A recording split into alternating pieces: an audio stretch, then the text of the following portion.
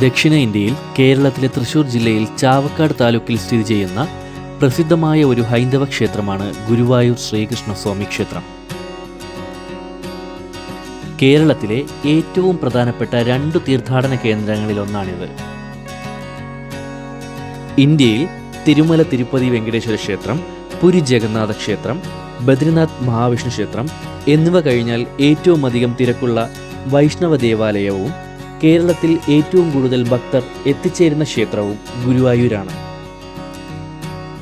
തൃശൂർ പട്ടണത്തിൽ നിന്ന് 26 കിലോമീറ്റർ വടക്കു പടിഞ്ഞാറ് മാറി ഗുരുവായൂർ പട്ടണത്തിൽ സ്ഥിതി ചെയ്യുന്ന ഈ ക്ഷേത്രത്തിലെ യഥാർത്ഥ പ്രതിഷ്ഠ ചതുർബാഹുവായ മഹാവിഷ്ണുവാണ്. എന്നിരുന്നാലും ഭഗവാന്റെ 9ാമത്തെ അവതാരമായ ശ്രീകൃഷ്ണന്റെ പേരിലാണ് ഈ ക്ഷേത്രത്തിന്റെ പ്രസിദ്ധി. ഗുരുവായൂരപ്പൻ എന്നറിയപ്പെടുന്ന ഇവിടെയുള്ള ഭഗവാൻ കേരളീയ ഹൈന്ദവരുടെ പ്രധാന ആരാധനാമൂർത്തികളിലൊരാളാണ്. പൊതുവെ ഉണ്ണിക്കണ്ണന്റെ രൂപത്തിലാണ് ഭൂരിപക്ഷം ഭക്തരും ഗുരുവായൂരപ്പനെ ആരാധിക്കുന്നത്. കൃഷ്ണാവതാര സമയത്ത് മാതാപിതാക്കളായ ദേവകിക്കും വസുദേവർക്കും കാരാഗൃഹത്തിൽ വെച്ച് ദർശനം നൽകിയ മഹാവിഷ്ണുവാണ് ഇവിടെയുള്ളതെന്ന് ഭക്തർ വിശ്വസിക്കുന്നു. ഇതാണ് ഗുരുവായൂരപ്പനെ ഉണ്ണിക്കണ്ണന്റെ രൂപത്തിൽ കാണുന്നതിന് ഒരു കാരണം. ആദ്യകാലത്ത് ഇതൊരു ഭഗവതി ക്ഷേത്രമായിരുന്നു. പഴയ ഭഗവതി ക്ഷേത്രത്തിലെ പ്രതിഷ്ഠയാണ് ഇന്ന് ക്ഷേത്രമതിലകത്ത് വടക്കു കിഴക്കായി ഇടത്തരികത്ത് കാണപ്പെടുന്ന പരാശക്തി വനദുർഗ ഭദ്രകാളി സങ്കല്പത്തോടു കൂടിയ ഭഗവതി. ഇടത്തരികത്തു കാവിലമ്മ എന്ന ഈ ഭഗവതിയാണ് ഗുരുവായൂർ ക്ഷേത്രത്തിന്റെ സംരക്ഷണാമൂർത്തി എന്നാണ് വിശ്വാസം. ക്ഷേത്രത്തിൽ ഉപദേവതകളായി ഗണപതി ഭഗവാന്റെ 2 പ്രതിഷ്ഠകളുണ്ട്, ഒന്നകത്തും മറ്റേത് പുറത്തും. കൂടാതെ സരസ്വതി, അയ്യപ്പൻ, സുബ്രഹ്മണ്യൻ, ഹനുമാൻ, അനന്തൻ തുടങ്ങിയ നാഗദൈവങ്ങൾ എന്നിവർക്കും ഇവിടെ പ്രതിഷ്ഠകളുണ്ട്. കൂടാതെ അദൃശ്യ സങ്കല്പമായി ശിവന്റെ ആരാധനയും നടക്കുന്നുണ്ട്. കുംഭമാസത്തിൽ പൂയം നക്ഷത്ര ദിവസം കൊടിയേറി 10 ദിവസം നീണ്ടു നിൽക്കുന്ന ഉത്സവമാണ് ക്ഷേത്രത്തിലെ പ്രധാന ആഘോഷം.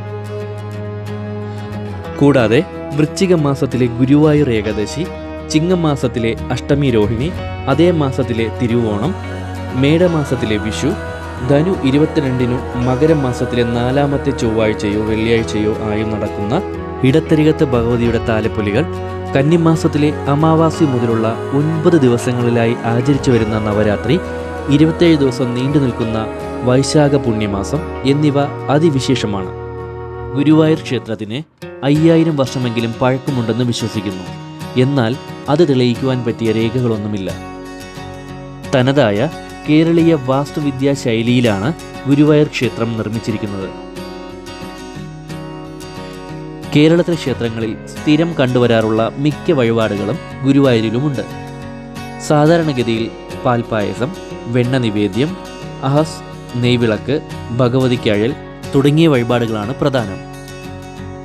പുരുഷ സൂക്തം, ഭാഗ്യസൂക്തം, വിഷ്ണു സഹസ്രനാമം, വിഷ്ണു അഷ്ടോത്തരം, സന്താനഗോപാലം തുടങ്ങിയ വിവിധ മന്ത്രങ്ങൾ കൊണ്ടുള്ള അർച്ചനകൾ, പാൽപ്പായസം, നെയ്പ്പായസം, അപ്പം, അട, വെണ്ണ, അവിൽ, മലർ തുടങ്ങിയ നിവേദ്യങ്ങൾ, ലക്ഷ്മി നാരായണ പൂജ, സത്യനാരായണ പൂജ, വിഷ്ണു പൂജ തുടങ്ങിയ വിവിധതരം പൂജകൾ, ഗണപതി ഹോമം, മൃത്യുഞ്ജയ ഹോമം, സുദർശന ഹോമം തുടങ്ങിയ ഹോമങ്ങൾ, നിത്യേനയുള്ള കളഭച്ചാർത്ത്, തുളസി, താമര തുടങ്ങിയ പുഷ്പങ്ങൾ കൊണ്ടുള്ള മാലകൾ, നെയ്വിളക്ക്, എണ്ണവിളക്ക്, അങ്ങനെ പോകുന്നു ആ പട്ടിക.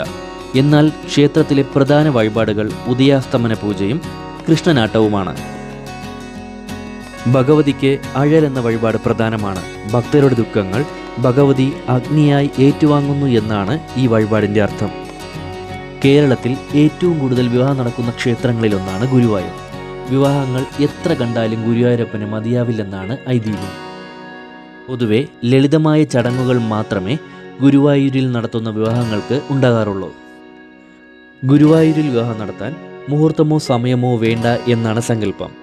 ഗുരുവായൂർ ക്ഷേത്രത്തിലെ നട തുറന്നിരിക്കുന്ന ഏത് സമയവും വിവാഹം നടത്താം.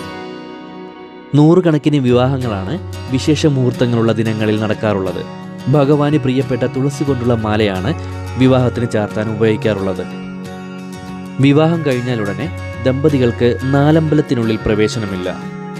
അതിനാൽ വിവാഹത്തിന് മുൻപോ തലേ ദിവസമോ ഭഗവാനെ തൊഴുത് അനുഗ്രഹം തേടിയിട്ടാണ് വധുവരന്മാർ ക്ഷേത്രത്തിൻ്റെ കിഴക്കേ നടയിലുള്ള വിവാഹ മണ്ഡപത്തിൽ പ്രവേശിക്കുക. ഭൂലോക വൈകുണ്ഠം എന്നറിയപ്പെടുന്ന ഗുരുവായൂർ ക്ഷേത്രത്തിൽ വെച്ച് വിവാഹം നടത്തിയാൽ മംഗളകരമായ ദാമ്പത്യം ലഭിക്കുമെന്നാണ് വിശ്വാസം.